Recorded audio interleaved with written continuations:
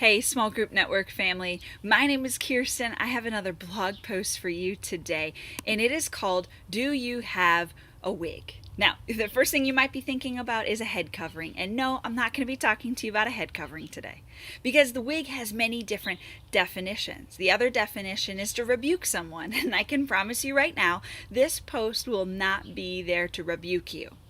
But what we are going to be talking about is the third definition, and it's wildly important goals. What are some of your wildly important goals within small groups?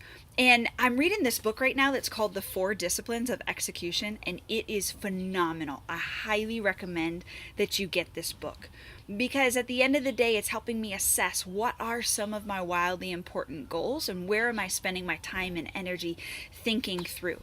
Because the first discipline is on focus. And I think that might even be one of the harder disciplines to focus on because it takes time to focus, right? And so I won't give away the whole book, but the first discipline is on focus. And I want you to think about this. Have you ever tried on a pair of eyeglasses that just aren't your prescription? If I were to switch in someone else's prescription, I probably wouldn't be able to see clearly. I wouldn't be able to have my eyesight in focus. I might be walking forward, but not walking straight. I might be stumbling. And the same is true with our small groups. Our focus has to be clear with our small groups because we're all moving forward, but we want a clear view so we know where we're headed and we know how to get there. So let's break it down a little bit. This book sums up one quote that I think determines the entire discipline. And that is basically, the more you try to do, the less you actually accomplish. We all know the phrase less is more, but do we really believe it? So they recommend you choosing one or two, just one or two, not any more.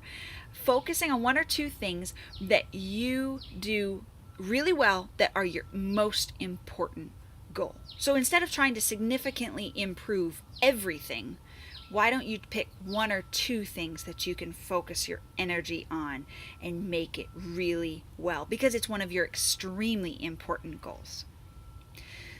Second thing, looking at the calendar as a whole, like we've just passed the first quarter, right? And like a car needs maintenance, well, so in what we do and how we do it needs maintenance checkups. So look at, where do I need to reassess? Where do I need to realign my focus? And how can I go about doing that? What does a successful checkup even look like?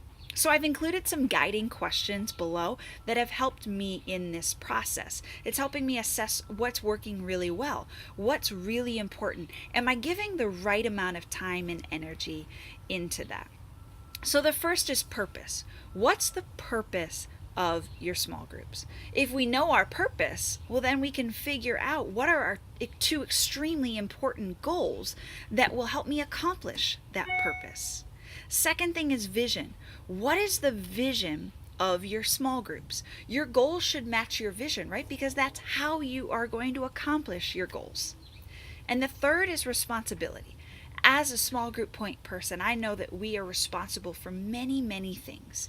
But if you could boil it down to 2 extremely important things, what would they be? And it's going to be much harder than you think it is. Think of it as an elimination process. Now, the book doesn't say that all of a sudden everything else becomes not important. No, it just is helping you be able to distinguish between what is the whirlwind of urgent and what is the important goal now. Right? So if we don't distinguish the two, the urgent will always win at the end of the day. So we need to take time to look at what is the most important of our goals so that we're not losing sight of that. And then the fourth is core values. What are some of your core values? Do you have too many? Do you have too few? Are you able to practice and live out all of your core values?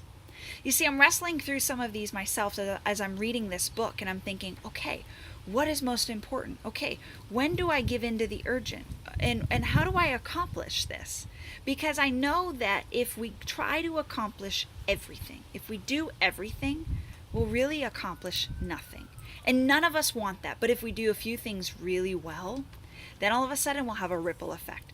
And that ripple effect will create an influence far more than we could imagine.